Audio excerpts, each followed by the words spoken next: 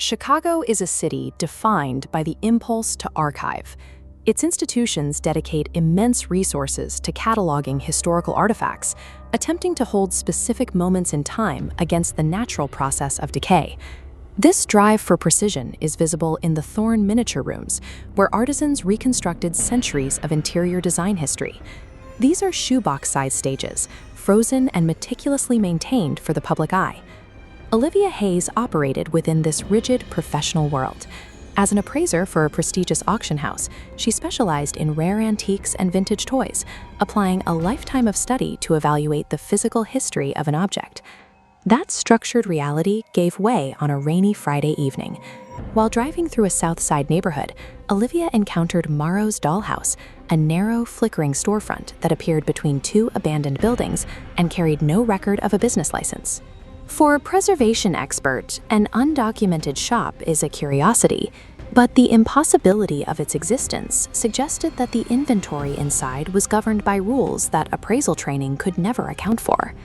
The shop interior smelled of cedar and old perfume, packed so densely with inventory that the shelves seemed to groan. Behind the counter stood Mr. Morrow, a thin man in black gloves who spoke as if he had been expecting Olivia's arrival. The collection was composed of museum-quality porcelain, featuring Victorian figures and hand-painted marionettes. Yet, as Olivia moved through the aisles, the dolls appeared to track her, their glass eyes holding a focus that felt far too intentional. Olivia selected a doll in a blue dress with human-like green eyes, but Morrow refused her offer of payment. He insisted she had already paid for it, and as she left, she discovered the doll had already relocated itself from the counter to the inside of her tote bag. When she turned back to the storefront, the shop was gone. Only a boarded-up husk remained in its place, housing a cash register buried under a thick, undisturbed layer of dust. The anomalies escalated immediately inside Olivia's apartment. The doll moved from a locked closet to her kitchen table overnight, and by the following evening, she woke to the sound of its porcelain lips whispering a warning. "Don't let him find me." The humming and the movement indicated that the doll was no longer a passive object. Olivia was now living with a presence that followed its own schedule, and its presence suggested a larger, unseen force was already closing in. To make sense of the vanishing shop, Olivia turned to the city's newspaper archives, looking for any mention of Morrow's Dollhouse in Chicago's documented past. She found a single report from 1968. A fire had completely leveled the shop, and while the inventory was allegedly lost, the owner, Arthur Morrow, was never located by the authorities.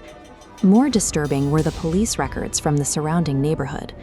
Over a 30-year period, 23 children had vanished without a trace, a string of disappearances that ended abruptly on the night of the shop fire.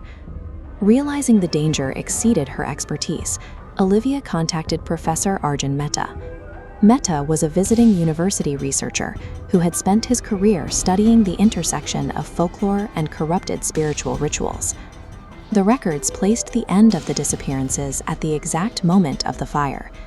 The absence of bodies suggested that the missing children and the lifelike porcelain collection had become inextricably linked through Morrow's work. Mehta performed a physical diagnosis on the doll. When a copper pendant began to vibrate violently near the porcelain skin, he determined the object was occupied, a physical vessel for a specific consciousness. Mehta identified the ritual as a corrupted version of ancient spiritual containment. These practices were designed to anchor energy to a physical point, but Morrow had adapted the process to turn a toy into a functional cage. The architecture of the doll creates a spiritual funnel. The consciousness of the victim is pulled into the porcelain frame and locked behind a structural grid, effectively turning the soul into a permanent component of the object. This containment also serves an active purpose. The trapped energy generates a pulse, functioning as a beacon that allows the creator to track the object's location regardless of distance. This tracking system required a final step: permission. To bypass the threshold protections of a home, Morrow needed Olivia to willingly accept the item and carry it across her own front door. The doll functioned as a delivery system, using Olivia's professional curiosity to compromise her home. By providing the required permission, she had completed the final step in a meticulously engineered trap. The beacon reached its destination that evening. A sudden temperature drop and total electrical failure signaled that the creator had arrived to reclaim his property. Behind the splintering front door, the entity deployed psychological tactics. It spoke with the voices of Olivia's family and friends, attempting to trick her into opening the door and reaffirming his permission to enter. The apartment's mirrors revealed that the physical barriers were failing. They reflected a manifestation of Morrow already standing in the room, a figure with skin that cracked like porcelain and fingers that stretched to impossible lengths. As animated dolls from the collection flooded the apartment, Meta initiated a counter-ritual. He instructed Olivia to pour a circle of ash around the blue doll, creating a barrier intended to sever its connection to the creator. The closure of the circle triggered an immediate reaction. The ash erupted in a brilliant golden light, shattering the porcelain blue doll and sending a shockwave through the room that dismantled the manifestations. Severing the anchor cage reversed the original ritual. The trapped energy of the children was released into the air, and Morrow's manifestations collapsed into a fine white powder. Police found no evidence of a break-in or property damage the following morning.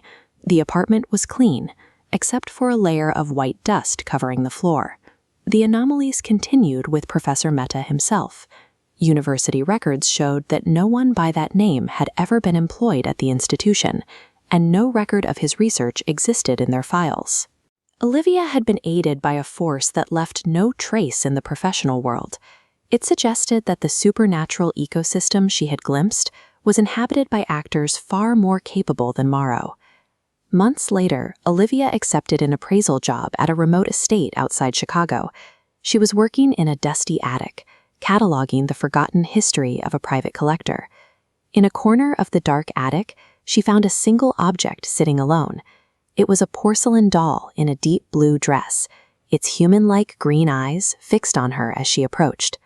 One trap had been dismantled, but the overarching curse remained active. It serves as a final warning to the curious. Every forgotten antique is a potential vessel, waiting for someone to carry it home. Subscribe my channel for more of this and more creepy video like this.